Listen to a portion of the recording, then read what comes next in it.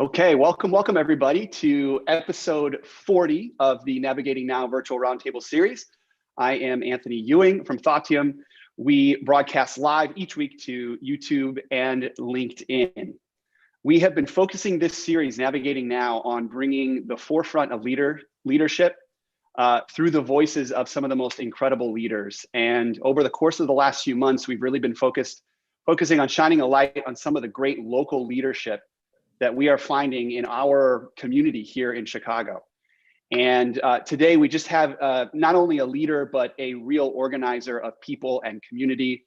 You can also see by his official title, he is a change agent. And that is not just a title, that is in every action of our guest today. And I want to introduce him in just a moment.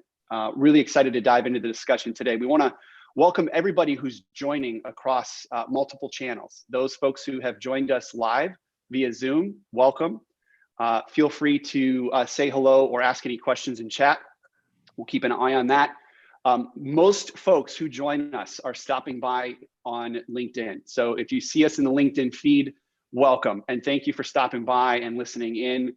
We also have some folks who tune in via Facebook and YouTube. So across social media channels, we want to welcome everybody to the virtual roundtable today. I want to dive right into this because today we have an incredibly exciting guest, Nosa Eguae, who is a change agent, as you can tell. He's also just an incredible voice and leader here in Chicago. He is a part of the Navigating Now community. And most importantly, he's a very recent new friend of mine. And I'm just thrilled and honored to have you here, Nosa, and thank you for your time today, and thank you for stepping into the discussion. Anthony, I appreciate you. I appreciate you leading these conversations. It's needed, and I appreciate the fact that we get the opportunity to, like you said, do life together. And in the midst of the times, there's a lot of gratitude when you get a chance to connect with great people at a level of depth and build together. So I appreciate the opportunity. Thank you. And, I think you just did a really good job. And I really want to take a moment, even at the beginning of our time here today, and to acknowledge you. I don't think that you and I would have come together had it not been for the last, the collective experience of everybody over the last 12 to 18 months. Surely you and I would not have come together had, I think we all had our eyes a little bit wider to what is happening around us. And as I like to call it, even just within our 6-block radius.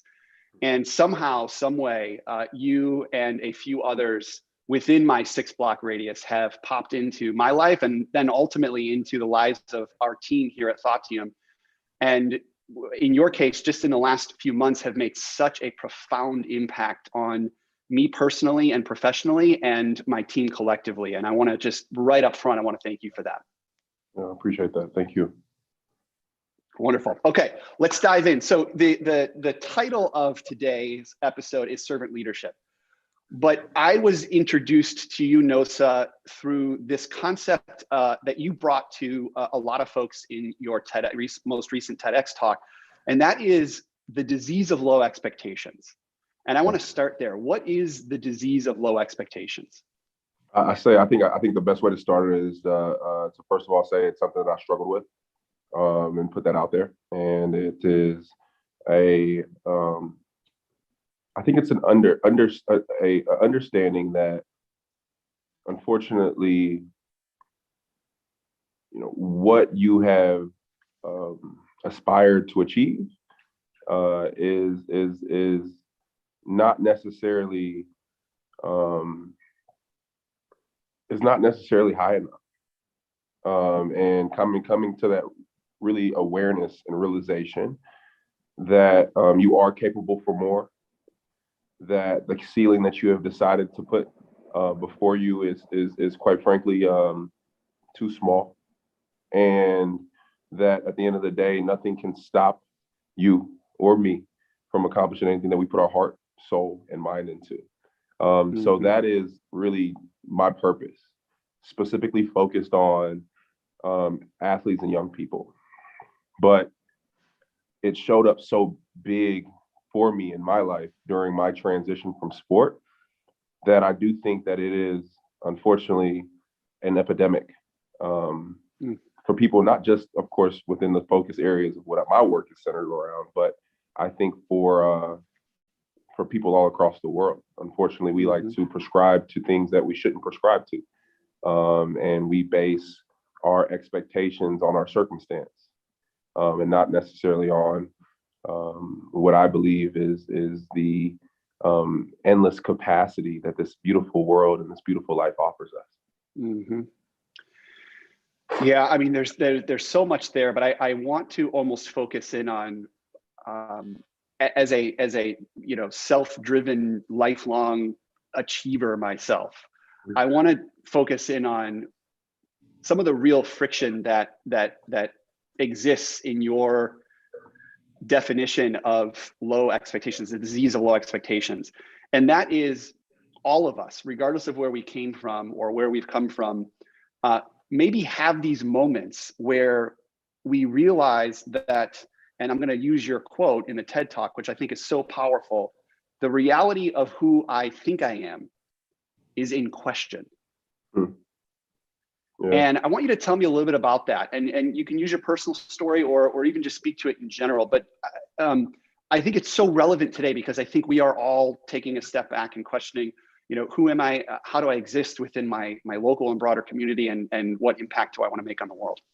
Yeah, that's so good. I think that we spend so much time doing things, correct? Right. So, for me, it was from the age of 7 playing football, and I excelled at it.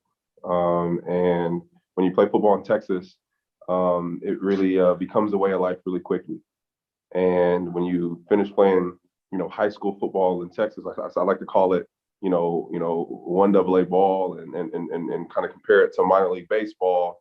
And then you make it all the way up to AAA, and you're playing in the SEC. You're right on the cusp of realizing your childhood dream coming true, and it comes true. But it doesn't necessarily come true in the I guess there was this grandiose dream that I had, and it came true, but it didn't necessarily come true in the way that I wanted it to. And I prescribed failure to that experience. But more than that, I think that it was a crisis because it no longer existed. So I think that a lot of us can, have titles, right, that say that we are, a lawyer, attorney, we are, a senior executive, we are a, HR leader, whatever it is, because we spend so much time in it. Sometimes we then try to extract that as our identity. But I think that if 2020 has showed us anything, so much of our normal can be taken away in an instant. So who are we then? And for me, when football was taken away from me at 23 years old, I had to reinvent myself. And I like to specifically talk about that time of my life as a purpose awakening, but it was also filled with anxiety. It was filled with self-identity and identity crisis. It was filled with depression.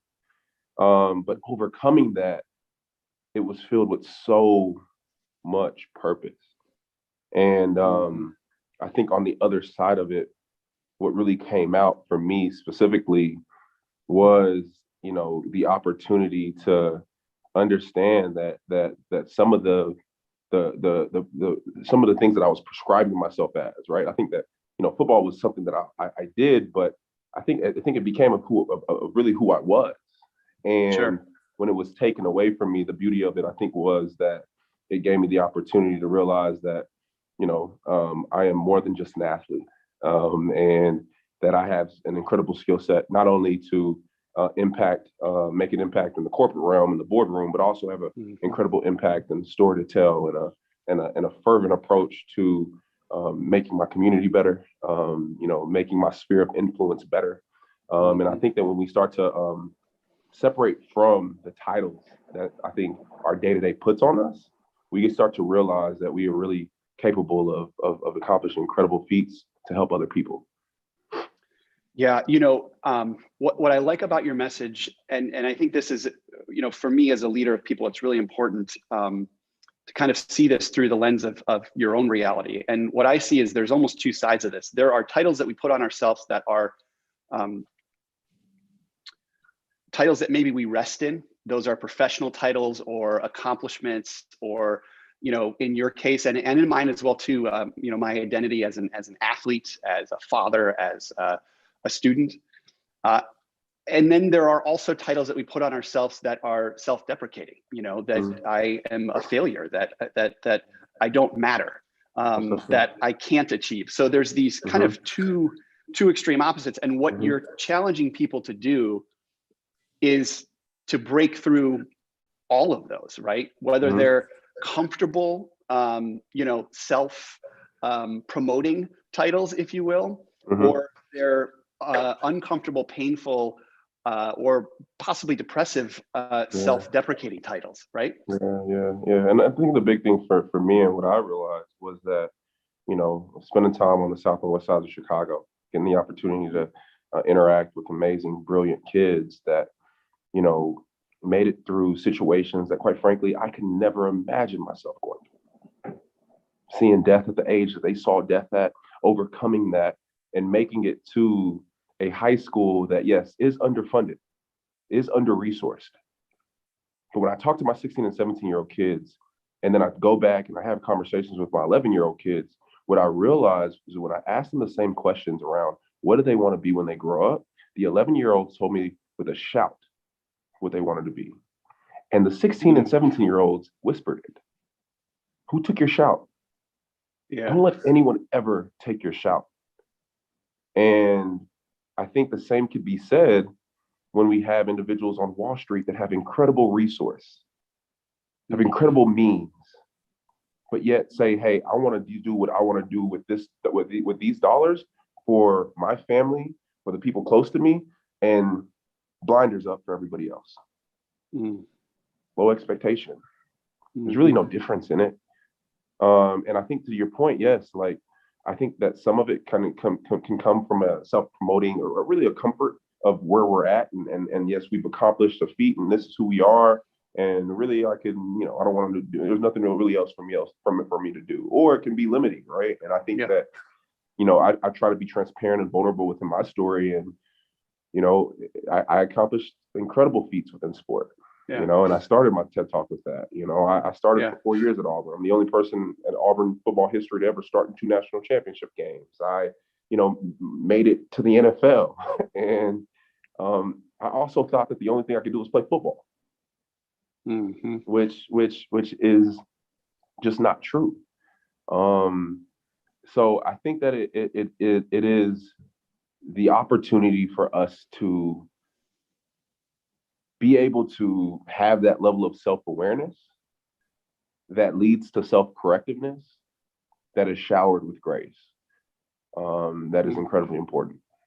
Yeah, I love that. I want to go back to that concept of self-correctiveness because it really stands out. But we'll take a step back. I always get so deep in these discussions, and then I realize that we've not formally introduced you. But I want to give you an opportunity to introduce yourself, because one of the things that I'm just so fascinated about with leaders like yourself, Nosa, is you wear so many hats. So how would you describe yourself today? And I mean to somebody brand new who doesn't know you. And is that different than who you were a year ago, or maybe even who you were in 2019 when you gave that TED Talk? Yeah.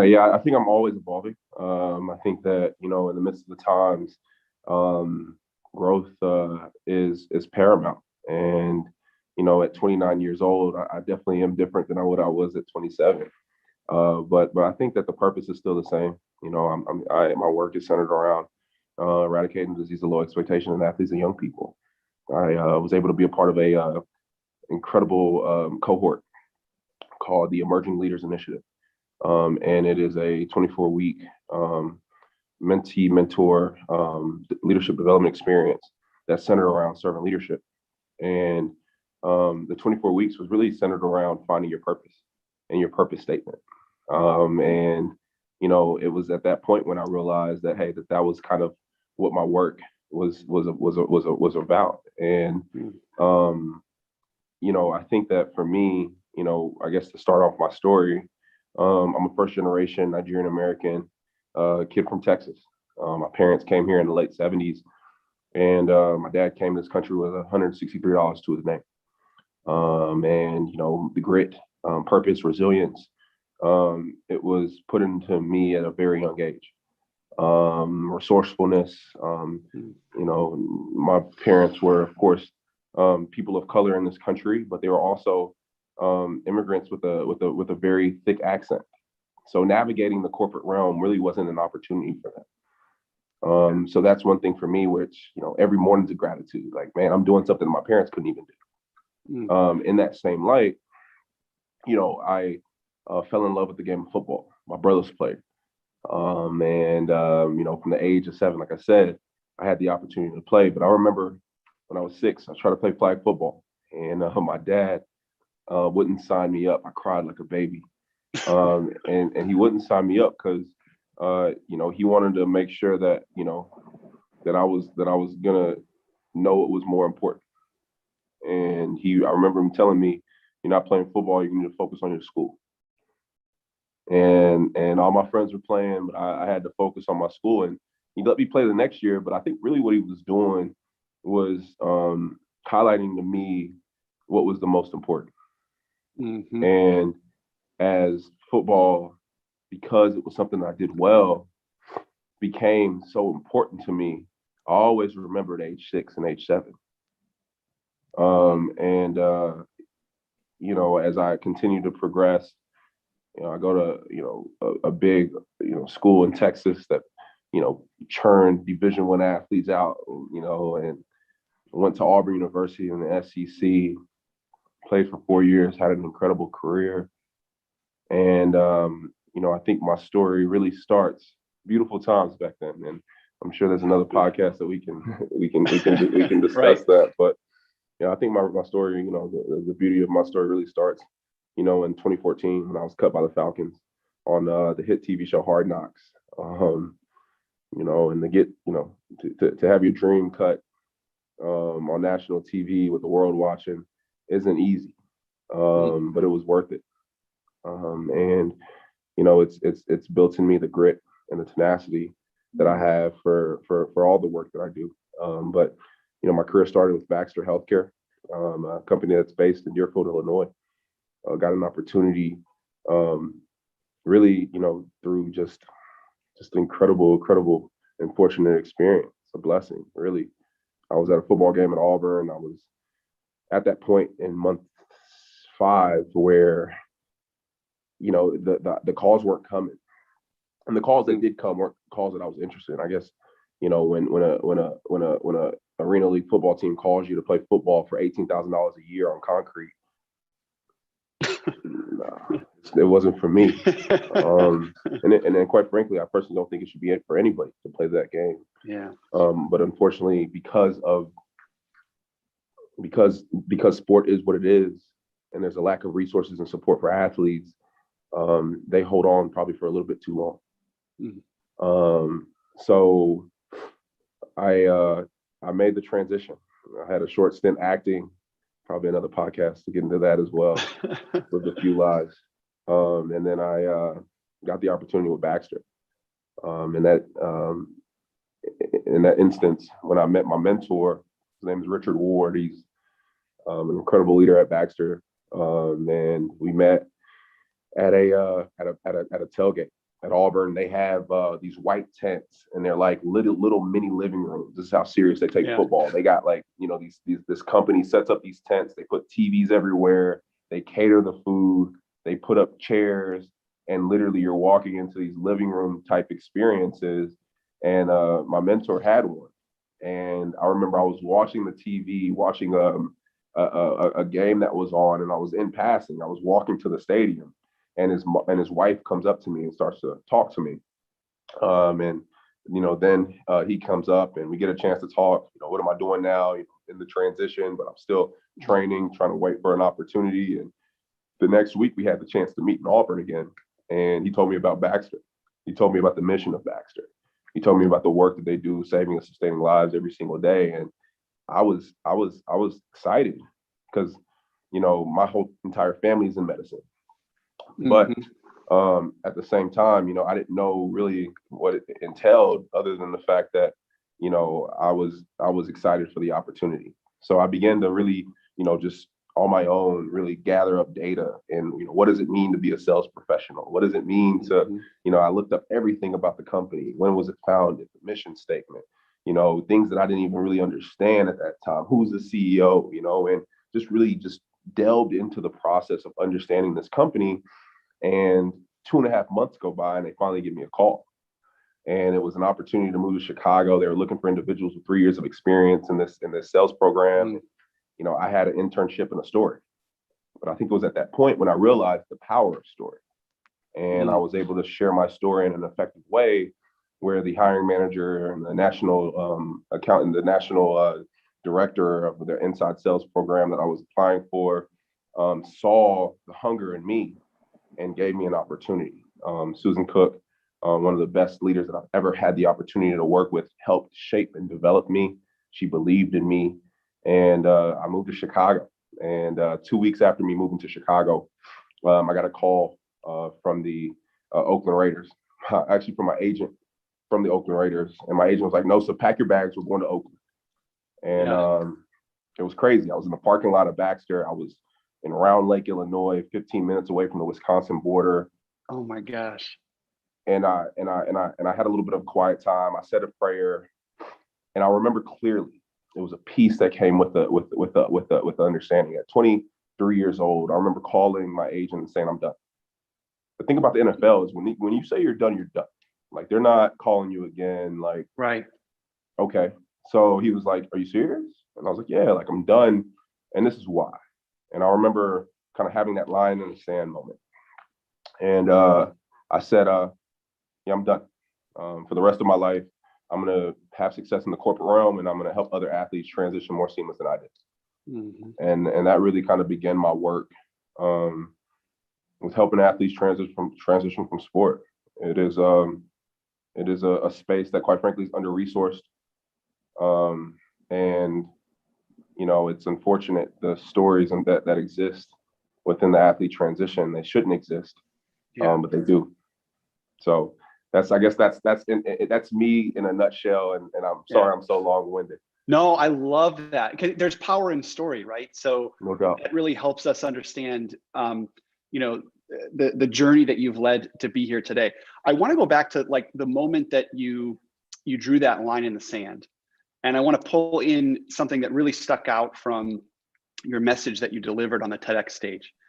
And it was actually the first prescription to fight the disease of low expectations. And you talk about finding your mirror. And I wonder if, and I want you to talk a little bit about your sister, because you had mentioned in your talk that your sister, at that point where you were really doubting yourself as a athlete and as a leader, you said she breathed life into me. So tell me about that, and how is that maybe connected to the power that you displayed in choosing your own path, in the parking lot up in Round Lake, Illinois? Yeah, it played such an integral part. My sister is absolutely incredible. Dr. Eguae is a family practice physician in Dallas, Texas. But we're 6 years apart, but because of her going through medical school, going through residency, we found ourselves at a really interesting time. She was interviewing for jobs and finishing up with being a chief resident, and I was finishing up my football career. And I didn't have anything. I spent, within a month, all my NFL money was gone. I didn't get that much. It wasn't like I was being frivolous. And I was a free agent. And I was calling her every other week. She was giving me $250. And it was at that time when, because I had never lost before. And I guess how I frame that is not like, I've never lost, but it was really like, in sport, it's really unique. You always have the next day. And it is incredibly competitive. And every rep matters. But there's always another rep, there's always another practice, there's always another day, there's always another game. Really until there's just not anymore. So for me, I always had that next day, always had that next rep, always had something to say, all right, man, when I can get this other chance. And what I find athletes at a lot is that they're stuck in the loss and they're just fighting because what they don't want to do is end on a loss. But what I have to get them to realize is that don't lose in life because you're trying to win in sport. And for me, what I was doing, I was so stuck in this loss that I had to get my sister to highlight to me what my mom used to tell me when I was a kid. There's nothing that I can't do. You know, and it was extremely difficult because a lot of things that were going on. I, faced some unfortunate situations. I was in a relationship with an incredible girl that was helping me navigate this time, and we were really like hitting it off, and it was great. And her parents didn't approve of me. The acting thing was something that was right there on the precipice. I was up for a role in the concussion movie with Will Smith. That didn't come through. So in a matter of 3 months, I tell people all the time, I had never been hit before, and I caught a left straight, I caught a right hook, I caught a right cross, and I caught a left hook. And I'm sitting at a dinner table in Auburn, Alabama, and my girlfriend's at this point 23.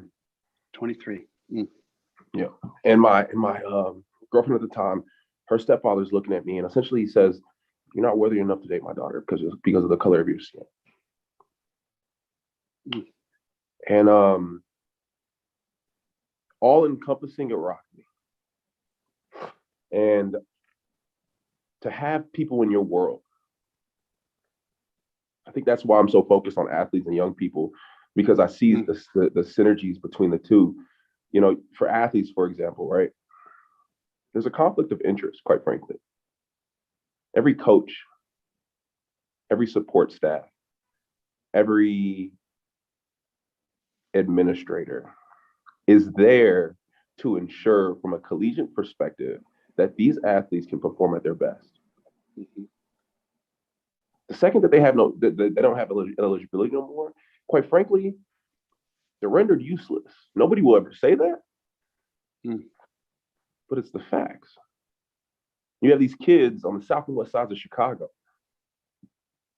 We have a broken education system. We have individuals that can do something, but quite frankly, they're not. And you have these individuals and these kids that should look at life and say, man, the incredible opportunities ahead. See the circumstances in front of them. And that same level of defeat that I had, they have too. Yeah. And unfortunately, they don't have the visibility that I had. Even when I couldn't hold my own mirror in front of me, my sister held it so close to my face that I had to grab it. And I think that what I want to do is I just want to hold mirrors in front of athletes and say, look at you. This is who you are. Not the circumstances that you're currently going through. This is who you are. You are abnormal and you are incredible. 15-year-old in the Inglewood neighborhood. You overcome what? You are incredible. Yeah. And I'm relating so much of this to the business community, business leadership community. We have a lot of folks that tune in that are coaches, that are consultants, that are mentors. And isn't our job to hold that mirror up? Now, and I know that it's easy to say, sometimes it's really hard to do because it takes a certain sense of your own understanding of who you are and that vulnerability to show those moments when you weren't willing to see it. Right. Yeah. That is the number one unlock that we can gateway to this type of support and development, whether it be in youth or in ex-athletes or in our coachees. is the ability to show that a level of vulnerability that allows them to see us as real and human, so we can immediately reflect it back to them.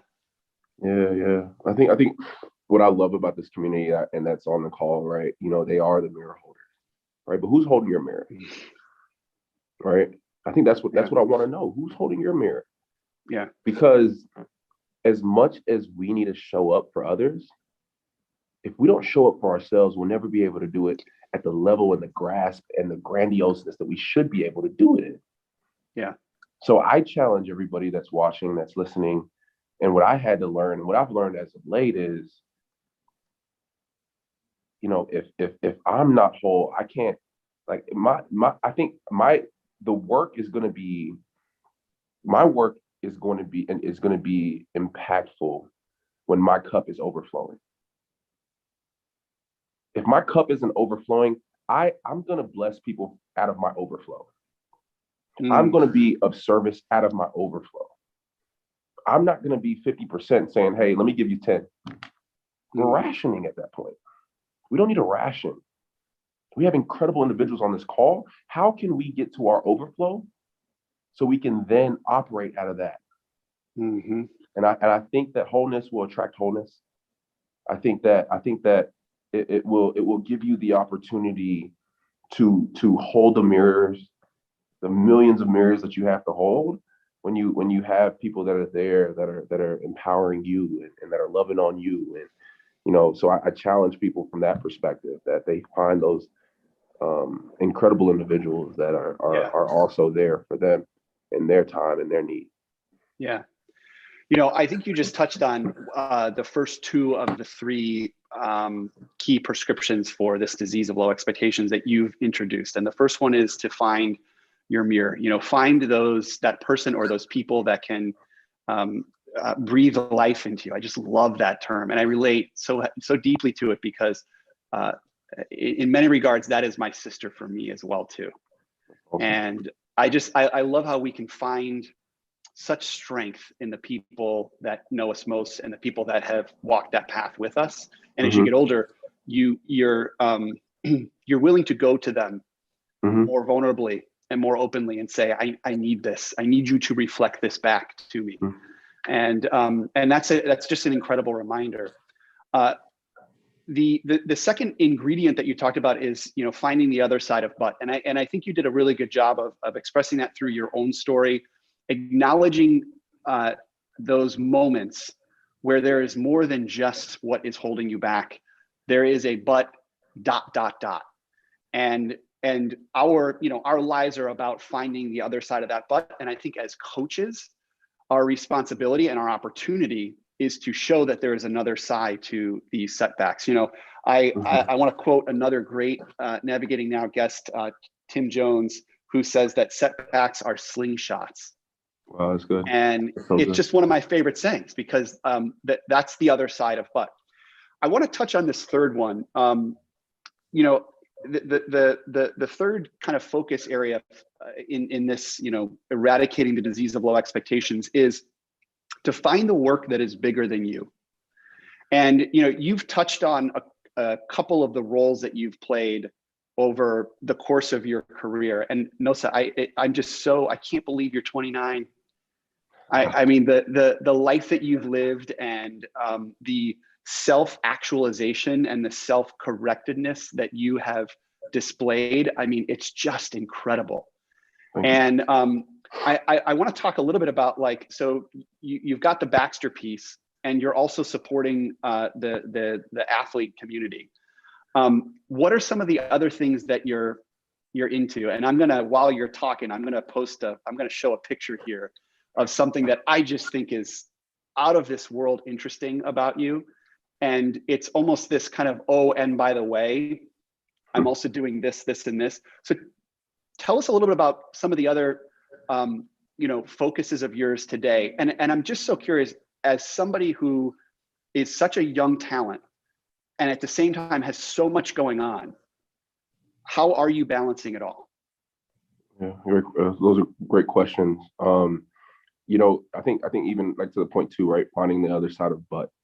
When we're able to look at our story, in its totality. I think we all have a redemptive story. We all have this level of resilience, and the beauty of it is finding it and being able to be in gratitude within that, even if you're in the middle of it. And championing your issue, the powerful. There's so much power in being a part of big work, and solving big problems. That's what gets me up out of the bed every morning. That's what excites me.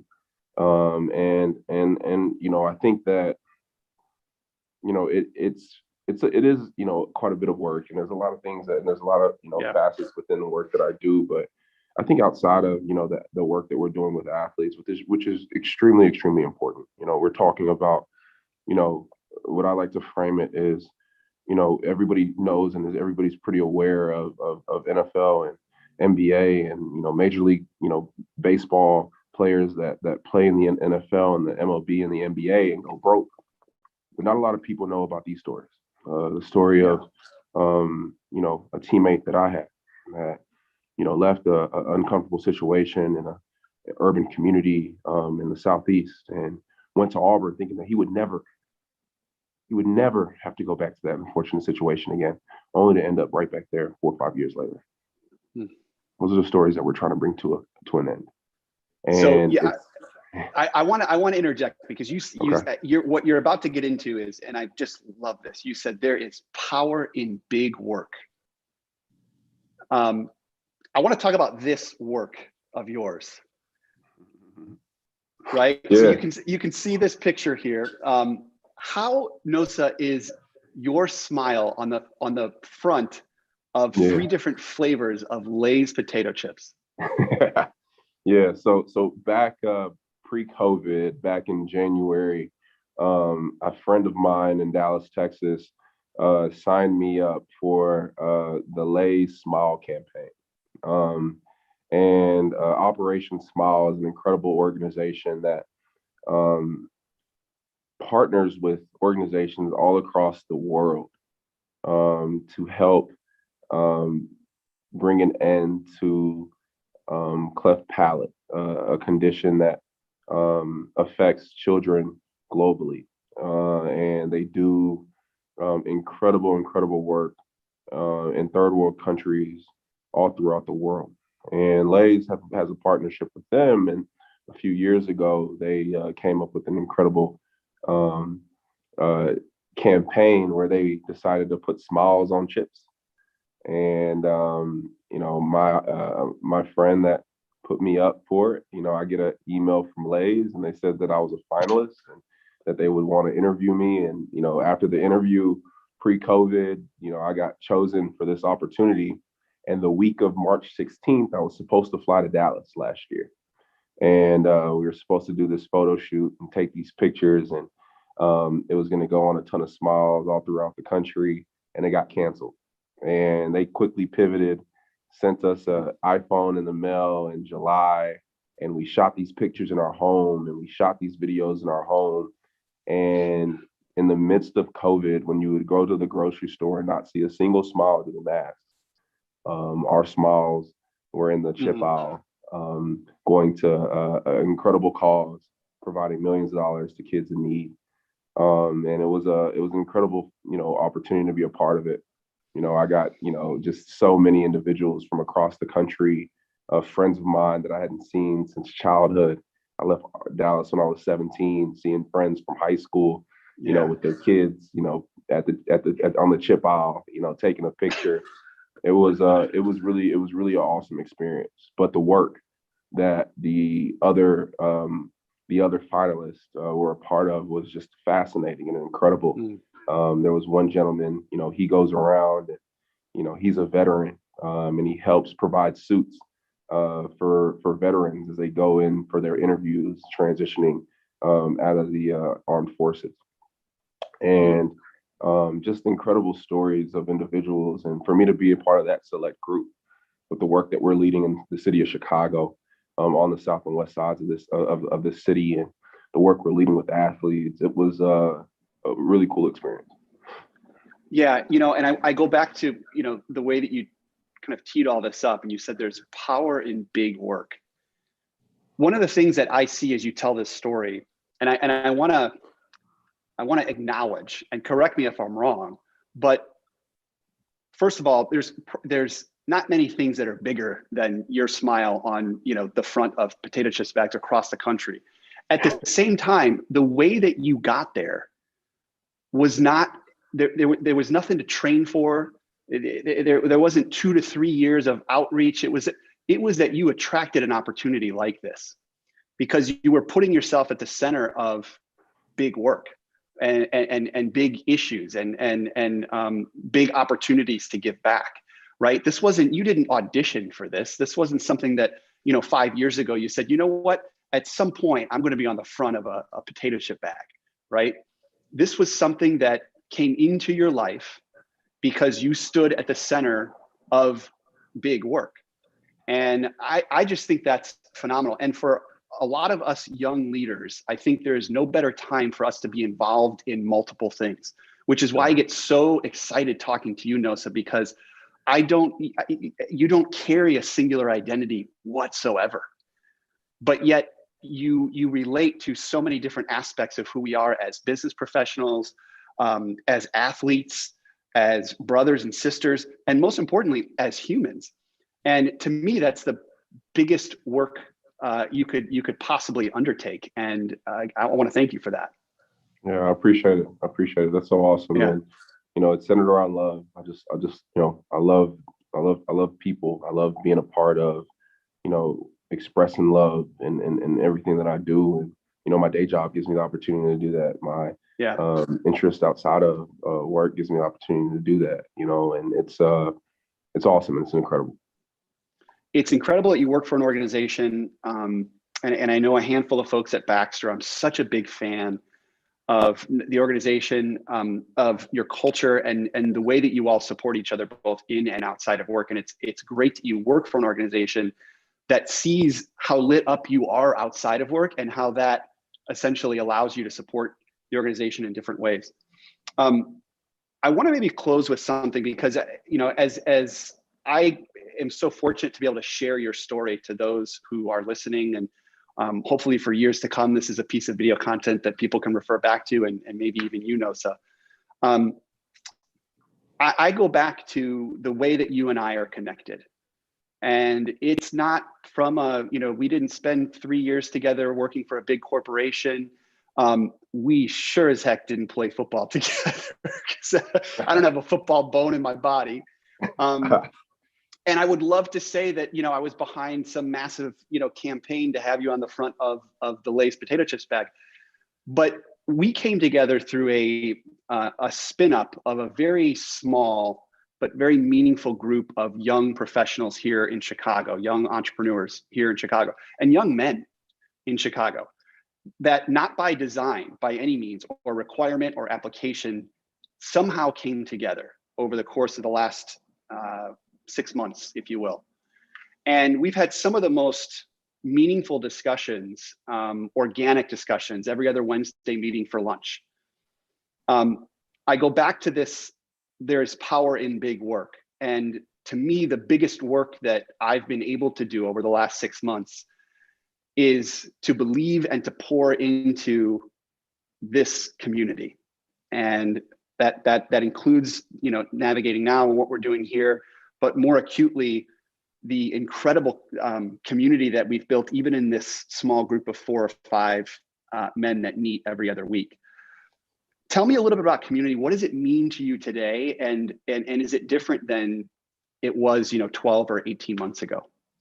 Yeah, that's such a good point. And, community is everything to me.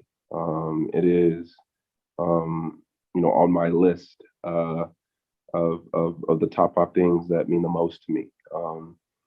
I was told by a mentor to, create my 5 and take time to look at my transactions as far as the money I spend, to look at the schedule that I have and go back to the 5 and see if it's in alignment. If it's in alignment, it's in alignment. If it's not in alignment, it's not in alignment. And I remember us in our conversation last Wednesday, I said, now I'm starting to be so conscious of my, being in alignment that when I'm not, I feel it in my chest. ooh, man, I'm not, something's weird. So community is an incredible part of my life, and, when I think about, God, my family, when I think about generosity and gratitude, and then right after that is community, there's not much more important to me than that. So I try to be focused and intentional about creating it and cultivating it. And, it's been fruitful. And it's been fun to lean in with a group of men. The way that we've been able to, really focused in a place of intentionality, but also in a place of vulnerability. Yeah. That's been the power. And if I can leave, the individuals on this call with anything, find a group of people that you can be vulnerable with. Mm-hmm. It is a group of people that will breathe life into you. Yeah. And that doesn't need to be a lifelong sibling. Mm-hmm. It really doesn't. No. And that's something that I've learned over the course of this last year, Mm-hmm. is that your community can be small, and it can be people that you literally just met. But as you said, in your chest, Yeah. But Anthony, I mean, you can't breathe life, and this just hit me, right? You can't breathe. Like if I need to give you CPR and I was literally trying to blow on your skin, right, at the surface level, right, you would not be able to live, right? I have to go deep inside of you with air in order for me to give you CPR, right? So it takes a level of vulnerability, right? And we want to get there. That is the end goal. We want to be able to bring life and breathe life into one another. But can we get to that level of depth first?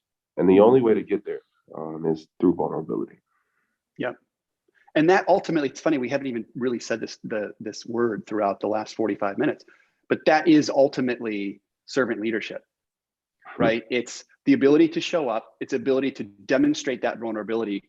And as opposed to just a light kind of breath of air, it is a deep, deep investment in whoever you're working with, whether that's individuals or groups. I mean, that is servant leadership, and there's no better time for it. There's such a need for that today. And what I'm so thankful of is that we're all so much more open to it. We're all so much more open to receiving that life, right, from people that we just met. It's an incredible time in leadership. It really is. For sure. It is. Yeah. And it's so awesome, man. And yeah, when you're doing real servant leadership work, you don't got to mention it. Right. It comes out in action. Right. And it comes out by the words that we were talking about, the love, and being able to show up for people, vulnerability, the resilience that creates resilience in others. It's contagious. So the beauty of having a conversation about servant leadership, going 50 minutes without talking about servant leadership, specifically within the word, but it was everything that we discussed came right back to what? Servant leadership. That's good. It's incredible. It's incredible, man. I want to end on that, and I know there'll be a handful of people that want to find you. How do they do that? Awesome. Yeah. So you can reach me on LinkedIn at Nosa. That's Nosa. Last name is Eguae. I would love to connect with you. You can reach me on Twitter at Nosa Eguae and on Instagram by the same handle.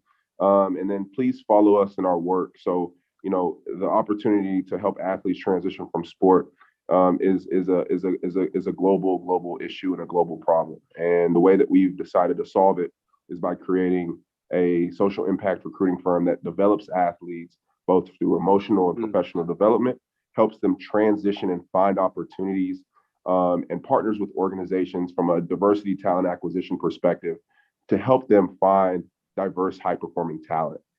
Please reach out to us. Check us out. We are launching our first cohort in middle of May with a group of incredible athletes. And we're still looking for opportunities for them. So you can find more information on that at prolificinstitute.com. That's prolificinstitute.com. I appreciate you all. Thank you. No, and I want to give you a huge thank you. I want to give you a thank you as well. I've learned so much from you in such a short period of time. I want to speak on behalf of Norm here, who and our entire team, that you've been just a real inspiration to us. And I'll also just comment that the practitionership in you is real. I mean, and we use this term all the time with our clients, practitionership being to treat your work like an art form or a craft. And that means being willing to actually be in and do the work. And, you know, you are not only a great story and a great storyteller, but you're actually executing on your life's mission in a very tactical way. I mean, even just to hear about what how you are expressing this vision of yours in a day-to-day basis is just super inspiring. So I do, you know, encourage everybody to find Nosa on LinkedIn and social media and follow him, because you've still got such an incredible story to tell. And again, I want to thank you for stepping in today. Thanks, Anthony. Appreciate you all. Wonderful. Okay, I also want to share our March series continues. Again, we want to thank Nosa for joining today. We broadcast live every Thursday at 3 o'clock Central. Next week, we're going to be unpacking adult learning trends. You know, that's part of our life's work here, is to enable adults to step into great learning experiences. And there's a lot going on in the L&D space. So we're going to be unpacking the 2021 adult learning trends with the L&D Thoughtium team here. We want to thank everybody for joining across Zoom, LinkedIn, YouTube, Facebook. We hope you have a good rest of the week, and we'll see you next Thursday.